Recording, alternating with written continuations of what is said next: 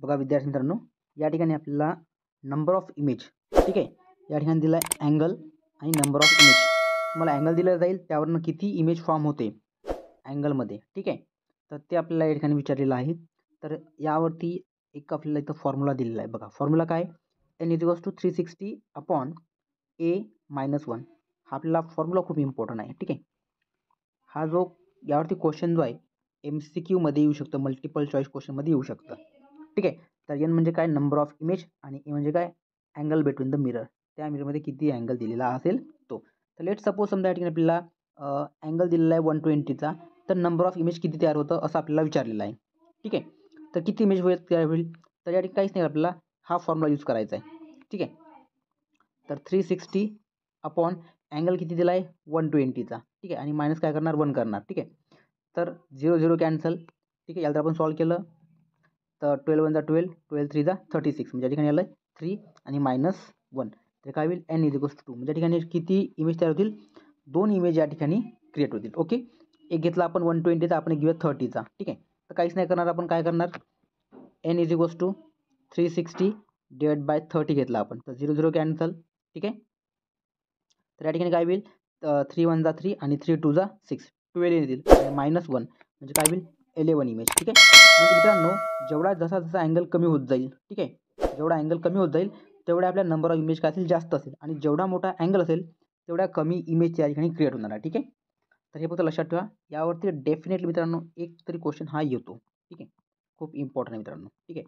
आणि तुम्ही जर या आधीचा जर व्हिडिओ बघितला नसेल, ठीक आहे, ओके, मिरर काय असेल, लाईट काय असेल, टाईप्स काय असेल मिररचे, हे सर्व आपण ऑलरेडी डिस्कस केलेलं आहे. तुम्हाला त्या व्हिडिओची लिंक जी आहे या व्हिडिओच्या डिस्क्रिप्शनमध्ये भेटून जाईल. ओके, आताचा आपला न्यू टॉपिक जो असणार यामधला, तो असणार आपण स्पेरिकल मिरर, ठीक आहे. आपल्याला 2 मिरर दिले त्यांनी, ठीक आहे. एक म्हणजे प्लेन मिरर, ओके, आणि एक आहे आपल्याला स्पेरिकल मिरर, ठीक आहे. तर आपल्याला प्लेन मिरर पाहायचं, त्यातला पहिला स्पेरिकल मिरर पाहायचा आहे. तर बघा, हा लेट सपोज हा आपल्याला दिलेला आहे मिरर, ठीक आहे. तर या मिररला कट केल्यानंतर हा जो भाग भेटतोय, ठीक आहे, हा जो पोर्शन, ठीक आहे. तर आता आपल्याला पोर्शन भेटलेला आहे. तर या स्पेरिकल मिररवरती आपल्याला काही टर्म्स दिलेल्या आहेत, काही पॉईंट्स दिलेले आहेत, ते आपल्याला या ठिकाणी डिस्कस करायचे, ठीक आहे. तर बघा, पहिला जो पॉईंट आहे आपल्याला या ठिकाणी इम्पॉर्टंट आहे, डिस्कस करायचा आहे, तो म्हणजे कॉन्केव्ह मिरर काय असतं आणि कॉन्व्हेक्स मिरर, ठीक आहे. स्पेरिकल मिररमधला हा 2 पॉईंट आहेत, ठीक आहे. पहिला आहे कॉन्केव्ह आणि दुसरा सर कॉन्व्हेक्स, ठीक आहे. तर बघूया आपण पहिला कॉन्केव्ह मिरर, ठीक आहे. The inner surface of spherical mirror is a reflecting surface, then is called a concave mirror. बघा काय म्हणतोय, असा सरफेस, असा मिरर ज्याचा इनर पार्ट जो आहे हा कसा आहे, रिफ्लेक्टिंग आहे, ठीक आहे. इनर पार्ट काय रिफ्लेक्टिंग आहे, तो जो मिरर असणार तो कोणता असणार, कॉन्केव्ह मिरर. कोणता असणार, concave mirror. Okay, inner part reflect म्हणजे काय, लेट सपोज मी हा समजा मिरर काढला, तर या मिररचा हा जो पार्ट आहे, ठीक आहे, हा कसा असणार, रिफ्लेक्टिंग असणार. ओके, याला आपण काय म्हणणार, त्याला काय म्हणणार आपण, कॉन्केव्ह मिरर. ओके, आणि सेकंड जो असणार convex mirror, if the outer surface of the spherical mirror are reflecting surface, then it's called as a convex mirror. म्हणजे हा मिरर असणार, याचा हा जो भाग आहे बाहेरचा, ठीक आहे, हा आतमधला आणि हा जो बाहेरचा भाग असेल, हा कसा असला पाहिजे, आउटर पार्ट कसा असला पाहिजे, रिफ्लेक्टिंग असला पाहिजे, त्याला म्हणणार आपण कॉन्व्हेक्स मिरर. तर हा फरक आहे कॉन्केव्ह आणि कॉन्व्हेक्स. कॉन्व्हेक्स म्हणजे काय, कॉन्केव्ह म्हणजे काय, इनर पार्ट रिफ्लेक्टिंग, ठीक आहे, इनर पार्ट काय असेल, रिफ्लेक्ट असणार. आणि कॉन्व्हेक्स म्हणजे काय, तर outer surface, outer surface are reflecting, ठीक आहे. ह्या 2 गोष्टी लक्षात ठेवा. आता यासोबत आपल्याला काही टर्म्स या ठिकाणी पाहिजेत, काही हायलाइट्स पॉईंट पाहिजे. बघा, first the terms related to the spherical mirror. Spherical मिररशी काही रिलेटेड टर्म्स दिले आहेत. तर या ठिकाणी बघा, हा आपल्याला दिला आहे स्पेरिकल मिरर, ठीक आहे. हा एक सर्कलमध्ये काय दिलं आहे, स्पेरिकल मिरर या ठिकाणी दिलेला आहे. ओके, हा स्पेरिकल मिरर गोलमध्ये. तर यामध्ये काय दिलं आहे, तर हा आपला झाला आहे एक रिफ्लेक्टिंग पार्ट, ठीक आहे, एक मिररचा पाथ झाला आहे, ठीक आहे. आणि हा जो पॉईंट असेल याला म्हणतो आपण पोल, ठीक आहे. हा जो सी असेल हा असतं सेंटर ऑफ कर्वेचर, ठीक आहे. पोलपासनं एफ जो काही दिसेल हा असते फोकस, ठीक आहे. आणि सी ए किंवा ही जो आहे सरफेसपासून सीचं डिस्टन्स हे असतं रेडियस ऑफ कर्वेचर. ठीक आहे, रेडियस ऑफ कर्वेचर. ओके, आणि हा जो सी आहे याला म्हणतो आपण सेंटर ऑफ कर्वेचर. ठीक आहे, आणि पी जो तुम्हाला दिसतोय, हा जी लाईन दिसते इमॅजिनरी लाईन, याला म्हणतात प्रिन्सिपल फोकस किंवा प्रिन्सिपल एक्सिस म्हणूया आपण याला. काय म्हणूया? Principal axis. आणि हा असतं पोल म्हणजे मिररचा सेंटर पार्ट. ठीक आहे, तर या गोष्टी मला कळल्याच. आता आपण यावर वरती बघूया. तर पहिला दिलाय तुम्हाला पोल म्हणजे काय. ठीक आहे, जे आत्ता इथं मी मिररच्या सेंटरला असतं सरफेसला. The centre of the mirror surface is called as pole. ठीक आहे, पोल म्हणजे काय असतं? हा एक मिरर आहे, तर हा जो पॉईंट आहे पी, ठीक आहे, तर काय म्हणजे काय? The centre of mirror. ठीक आहे, या मिररचा काय सेंटर आणि सरफेस, मिररचा सरफेस जो पॉईंट असेल त्याला काय म्हणतो आपण? पोल म्हटलं जातं. ठीक आहे, what is pole? The centre of mirror of the surface is called as pole. ठीक आहे, and this pole P is indicate by P of the. ठीक आहे, जो काही पी आहे या लेटरनं पोल इंडिकेट केल्या जातं. ओके, त्यानंतर बघूया सेंटर ऑफ कर्वेचर काय असतं, म्हणजे हा सी काय असते. The centre of sphere of which mirror is a part is called as centre of curvature of the mirror.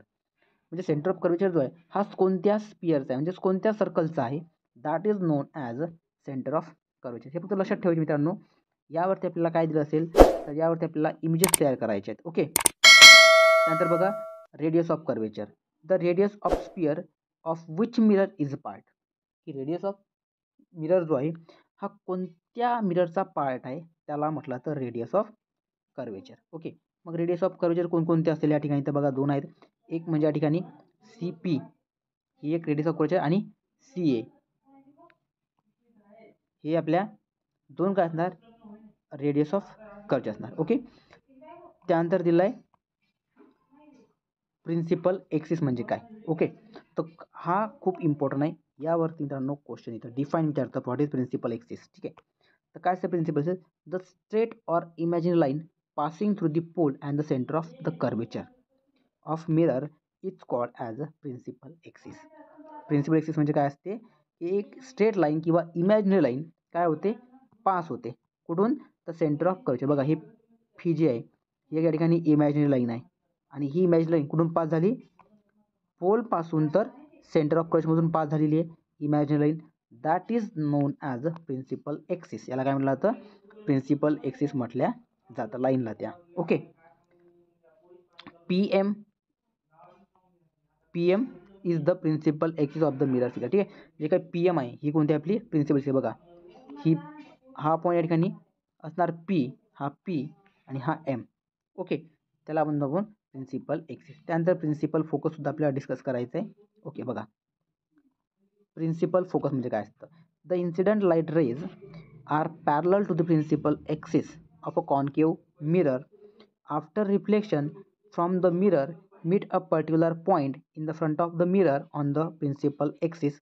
This point F is called as principal focus. त्याला काय म्हटलं तर principal focus of concave mirror.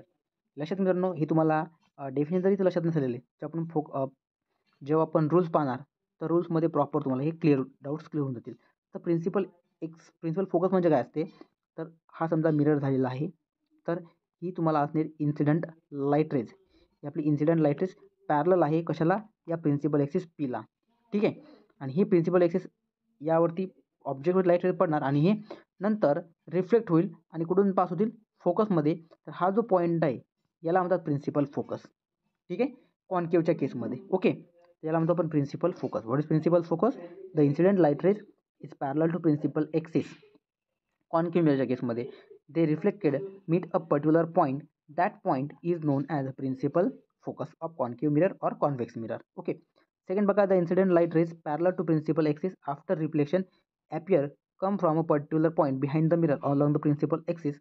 This point is known as principal focus of convex, sorry it's known as concave mirror. ठीक आहे, तर दोन आहेत, एक कॉन्केव्ह मिरर करिता आणि एक कॉन्व्हेक्स मिरर करिता. तर कॉन्केव्ह आणि कॉन्व्हेक्स यांच्या दोन डायग्राम वेगवेगळे येतात. ठीक आहे, हे आपण डायग्रामच्या केसमध्ये आपण त्या ठिकाणी बघणार आहोत. ओके, नंतर बघणार फोकल लेंथ काय असतं. ठीक आहे, तर फोकल लेंथ बघा काय असतं? The distance between the pole and principal focus of the mirror is called as a focal length. What is focal length? The distance between the pole and principal focus. जे काही distance आहे बघा, focal length काय असेल, ठीक आहे. The distance, हे जे डिस्टन्स आहे इथून इथपर्यंत, ठीक आहे, the distance the pole and focal length is known as a focal length. त्याला काय म्हटलं जातं? Focal length. जे काही डिस्टन्स आहे पोलपासून प्रिन्सिपल फोकसपर्यंत, तो काय असणार? फोकल लेंथ असते. आणि ही फोकल लेंथ जी आहे ही ऑलवेज रेडियसच्या काय असते? हाफ असते. बघा या ठिकाणी दिलेलं असेल, येस बघा, the distance half of the radius of the centre, radius of the curvature. जे काही रेडियस ऑफ कर्वेचर आहे याच्या डिस्टन्स काय असते? फोकल लेंथचं हाफ असते. म्हणजे लेट सपोज जर समजा या ठिकाणी रेडियस जर 12 सेंटीमीटर दिली असेल तर फोकल लेंथ जी ही असेल 6 सेंटीमीटर असेल. आणि तुम्हाला जर फोकल लेंथ जर ही 4 सेंटीमीटर दिलेली असेल फोकल लेंथ, तर रेडियस ही 8 सेंटीमीटर असेल. ठीक आहे. रेडियस हे नेहमी फोकल लेंथचे काय असतं? डबल असतं. हे तुम्हाला लक्षात घ्यायचं आहे मित्रांनो. ठीक आहे. त्यानंतर what is the difference between the principal focus and convex लेन्समध्ये आपल्याला काही ड्रॉइंग द रिफ्लेक्टेड रेज आहेत. ठीक आहे. आता हे रिफ्लेक्टेड रेज काय आहेत? ठीक आहे, यावरती फॉर्म्युला काय आहेत? या ठिकाणी 3 रूल्स आहेत. हे आपण 3 रूल्स जे आहेत आपण नेक्स्ट व्हिडिओमध्ये त्यात घेणार मित्रांनो. तुम्हाला जर हा व्हिडिओ आवडला तर नक्की व्हिडिओला लाईक करा, आपल्यासोबत शेअर करा आणि चॅनलला तुम्ही जर सबस्क्राईब केलं नसेल तर आत्ताच तुम्ही आपला यूट्यूब चॅनल जो आहे हा सबस्क्राईब करून ठेवा, जेणेकरून इथून नवीन येणाऱ्या व्हिडिओच्या नोटिफिकेशन त्या तुमच्यापर्यंत सर्वात आधी पोहोचत राहतील.